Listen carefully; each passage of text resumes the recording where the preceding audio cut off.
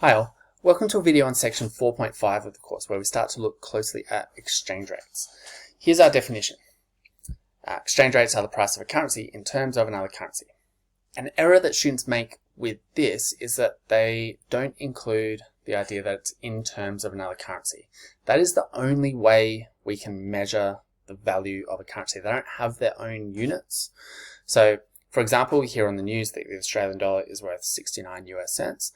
All nice. Now, we have to measure the Australian dollar in terms of another currency. It's how much it can buy, really. So usually it's US dollars, sometimes pounds or euro that we look at, but we have an exchange rate with every other currency in the world. It's just that this one tells us a lot more. Okay, this takes us to some maths. We know what the Australian dollar is worth in terms of the US dollar, but what about the other way around?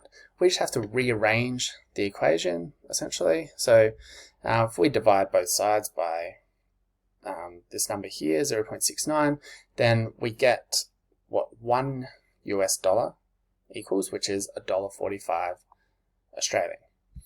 Now, it's important to note that saying 1 Australian dollar equals 69 US cents is exactly the same thing as saying $1.45 Australian equals 1 US dollar. They're the same thing.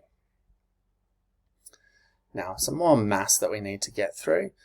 Calculating prices in different currencies. So, suppose a wine store in the US wants to buy these bottles of Australian wine, $10 each Australian. They want to buy 1,000 of them. So, it's easy to work out what it costs in Australian dollars. That's $10,000. But they're a US shop. They have to pay in US dollars. So they want to know how many US dollars this is gonna cost. So simply, all we have to do is multiply the amount they have to pay in Australian dollars by the exchange rate, and we can see that they will have to pay $6,900. Okay, I think that's straightforward enough, the maths. Now we look at when the values of currencies change. Now we've seen these terms before, but there's a bit more detail here. So firstly, get those down, and then we'll talk about some of the detail. So pause and do that. Now, the important thing to include here is the idea that this change in exchange rate value is occurring in a freely floating exchange rate system. What this means is that the value is determined by the forces of demand and supply. So it's only a change in demand of a currency, a change in supply of a currency that is changing the exchange rate value. There is no government intervention. We'll get onto government intervention in our next video. Now, we show exchange rate changes on a demand-supply diagram. Here's one for the Australian dollar. It shows demand for the Australian dollar, and this is essentially demanded by foreigners who do not yet have it. That's what demand for the dollar means, really. It's not just me wanting more money. I demand Australian dollars. I don't really, because I'm not buying them with another currency. Me demanding higher wages does not count as demand for the Australian dollar. All right. We also have supply of the Australian dollar, which is generally done by Australians who want to swap Australian dollars for foreign currency. All right, they're supplying it on the foreign exchange market. We have a difference here in this demand-supply diagram, that we have this label up here, exchange rate. Right? Please do not abbreviate this. I have seen it penalized. This is probably wrong for it to be penalized, but I have seen it penalized. So just don't leave it as an option for some sort of examiner to do that. Now, for there to be an appreciation of the dollar, one of two things needs to happen. An increase in demand for the Australian dollar or a decrease in the supply of the Australian dollar. We can see that in both cases, well, I left that arrow there, we can see that in both cases the exchange rate increases, right? Yeah, increase in demand or a decrease in supply.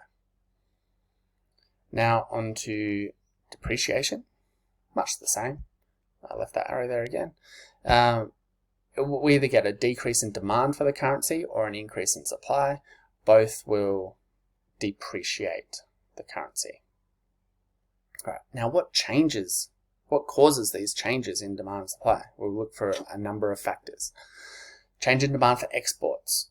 One of Australia's biggest exports is iron ore. So a Chinese construction boom can lead to an increase in demand for exports, which means it's an increase in demand for Australian dollars. To buy our exports, foreigners first need to buy Australian dollars. That's what we accept. We get the increase in demand for the Australian dollar, which leads to an appreciation.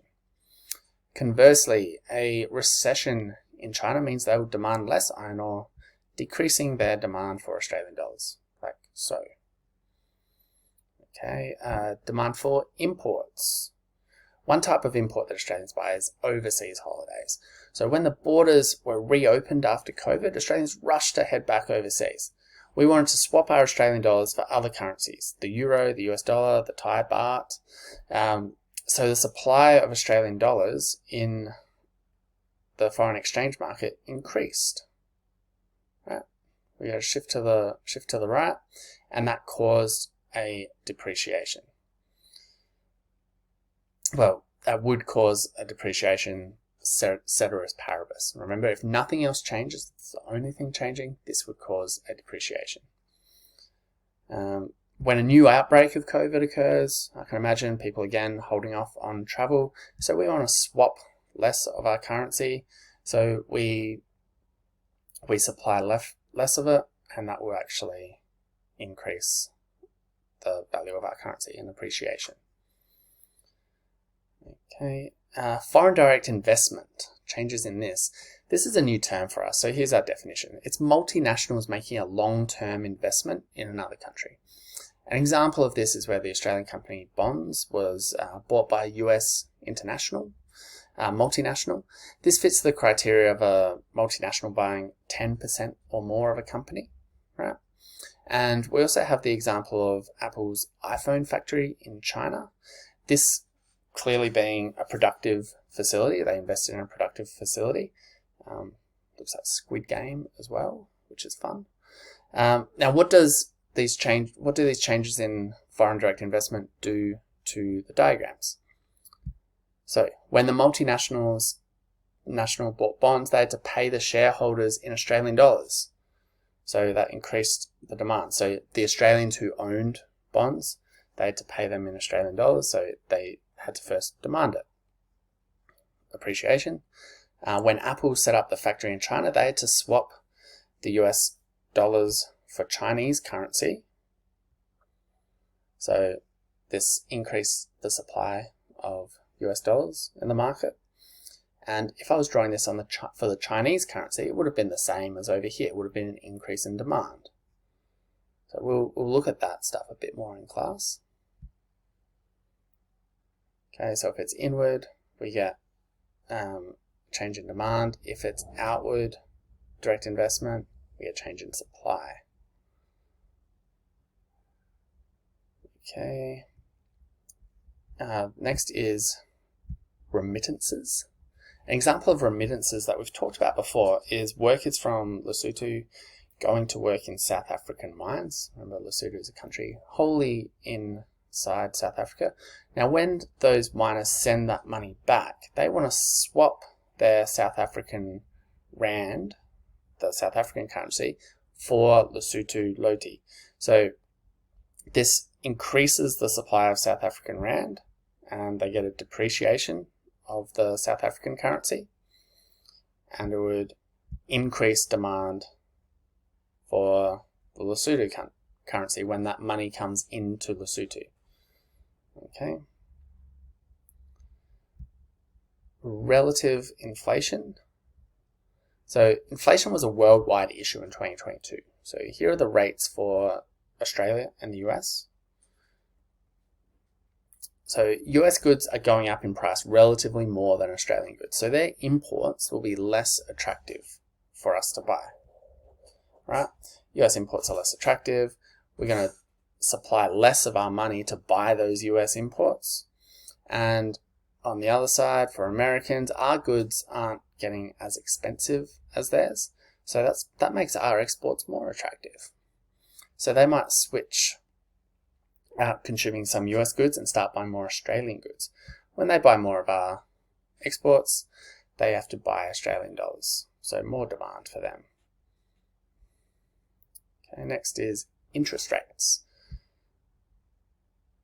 Man, I'm stuffing up with these things, hey? 2022 was also a year of increasing interest rates worldwide. The higher the interest rate on bank accounts, the higher the return received when you put your money in it, right?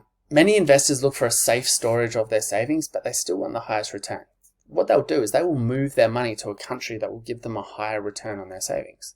As the US has raised interest rates more than Australia, many investors will be incentivized to move their savings from Australian banks to US banks. To do this, of course, they will need to swap their Australian dollars for US dollars. Alright, so we'll do that. Australian dollar will depreciate. And by the same token, fewer investors will now be moving their money to Australia. They'll move it to the US instead. So their demand will decrease. So either side of the coin, we get the depreciation. Okay, relative growth rates of trading partners. When countries experience growth, they are producing more income. This increases demand for imports. So when China experiences a boom, they buy more imports from Australia, or more of our exports, and they demand Australian dollars. When they have a recession, then this will decrease their demand for Australian dollars, right? And we can see what happens on our diagrams. Okay, and finally, if speculation. So one form of investing is currency speculation. Essentially, you buy a currency that you think is going to appreciate, and you buy it before it does. So when it does, you can sell it for a profit. That's an investment for some people. You buy low, you sell high, right? So if people think that the Australian dollar will appreciate, they are going to want to buy it now before it appreciates. So they buy low. That increases the demand for the Australian dollar, which actually causes it to appreciate. So it becomes almost a self-fulfilling prophecy. If everyone thinks it's going to appreciate, it will. And conversely, if people think the Australian dollar will depreciate, will lose value, they're going to sell it as soon as they can, right? So they will sell it and increase their supply. So they want to sell high before it loses its value. They will sell, make a profit that way. So speculation is actually, currency speculation is a pretty big market actually. Alright, that tells us how exchange rates are determined. So we will do a lot of practice on this and it will become second nature to us, I hope. Okay, thank you.